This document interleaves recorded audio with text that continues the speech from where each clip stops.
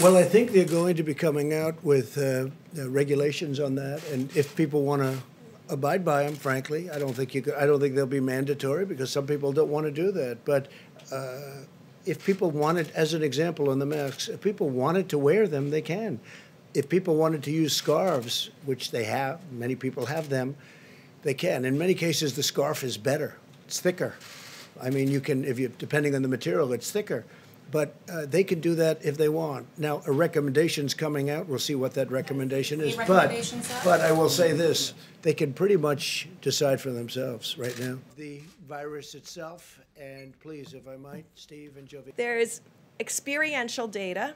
When you look at communities that have oftentimes utilized masks in general for personal protection from when they particularly are themselves sick and have used their mask in public. And we've looked at the rate of this COVID-19 in those populations.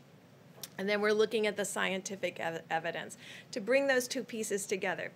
Let me just say one thing, though. The most important thing is the social distancing and washing your hands. And we don't want people to get an artificial sense of protection because they're behind a mask. Because if they're touching things, remember, your eyes are not in the mask.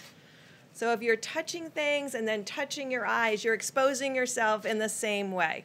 So we don't want people to feel like, oh, I'm wearing a mask, I'm protected, and I'm protecting others. You may be protecting others, but don't get a false sense of security that that mask is protecting you exclusively from getting infected, because there are other ways that you can get infected.